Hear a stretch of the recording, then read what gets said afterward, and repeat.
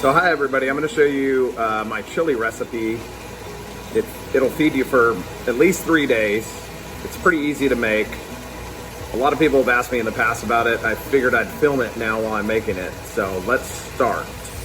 Okay, so right now I'm sauteing off 1 white onion diced, also a green pepper diced, and I'm talking bell peppers here, red bell pepper diced, and a yellow bell pepper diced. A little bit of olive oil. Saute it for about 5 to 8 minutes until everything's kind of translucent. And I'll be back with the next step here momentarily. Okay, next step, I've got a pound of ground beef and a pound of mild Italian sausage. You can use spicy Italian sausage, but I have a kid and she doesn't like things too spicy. I've removed the onion and bell pepper mixture to rest while I do this. That's gonna be added back. Right now, we're just gonna break this all up just like you would do for spaghetti or any other dish that you make where you break the ground beef up. You're gonna break it up, cook it. You don't have to overcook it because it's gonna stew later for a while. Okay, so after your meat's been cooking, this is the Italian sausage and ground beef. I like to get a big spoon, tilt the pan sideways, and take about half the fat out because fat's flavor, you don't wanna take it all out. And then you add back in the onion and bell pepper mixture that we cooked earlier, and you start incorporating this all together. So I like to just kind of stir it all in, mix it up. You can see there's, fairly big chunks of meat mixed in there. Sorry, I'm trying to do this with one hand here. And then you will move to the next step very shortly here once you get everything stirred in. I'll be right back with you. So our next step, we're gonna be adding 3 cups of low sodium chicken broth. You can use regular, but with all the seasoning I'm gonna put in a minute, that's all you need. Low sodium chicken broth, 3 cups to the mixture. I've got the heat turned down to low now while I add everything else. And Kimber's just coming in to say hi with Bobby.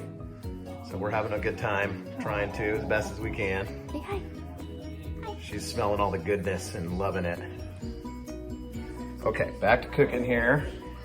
So next up, we're gonna add a 6-ounce can of tomato paste. This stuff is always a little tricky to get out of the can, so just grab a spoon, get it in there. This adds some good sweetness.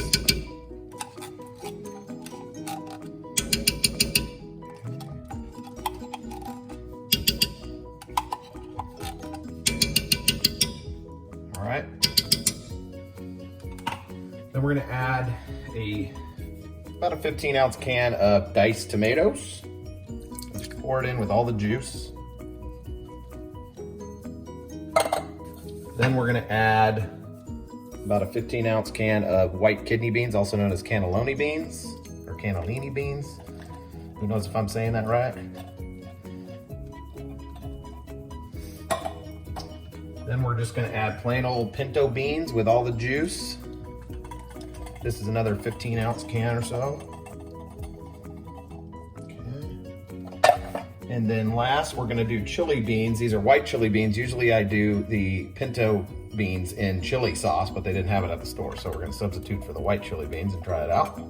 It'll still be good. And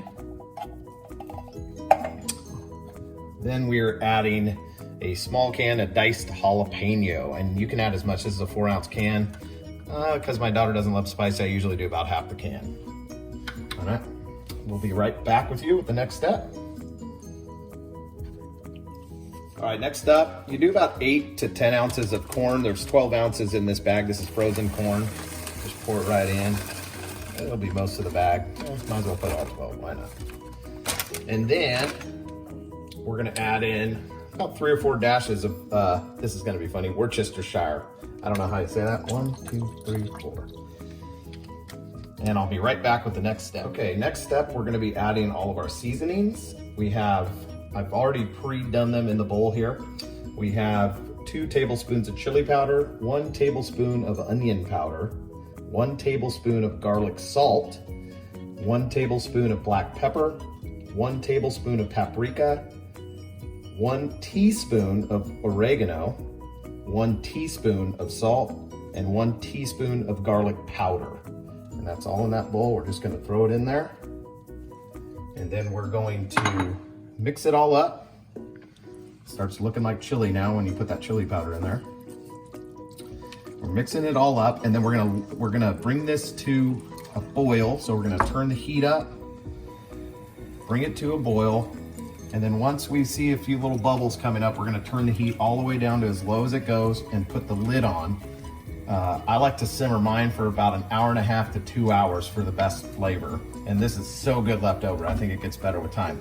I like to serve it with shredded cheddar cheese, and if you want a little dollop of daisy or a little dollop of sour cream on there. And it's really good. You can even do it with tortilla chips. It makes for a good meal for these crazy times that we're having. And well, let's see, we'll be back with you once we have this chili done and we are eating it. We'll show you a bowl of the finished product and maybe a little taste test. We'll have Peyton try it, and maybe Bobby started taking over filming because it was getting kind of hard to do with one hand. All right, everybody stay safe, stay well, wash your hands, stay inside, do what you need to do to stay out of the public, and hopefully everyone's doing well, and we'll talk to you soon. Okay, here's the final product. Peyton's gonna be our taste tester today. Put a little cheddar cheese on it with some sour cream. What do you think, Peyton? Give it a shot. It's good. It's good? Mm-hmm. You like it? Yeah. Kimber's hanging out here with us. Kimber there? She always gets a little crazy this time of night. Hey. Peyton likes to stir in her sour cream and cool it down a little bit. All right, well, we'll see you a little bit. And thanks for watching the video. Hopefully this helps anybody that's trying to make some meals that will feed their whole family for a few days during this crisis. Everybody stay safe, stay well. We'll see you on the next one. Say bye, Peyton. Bye.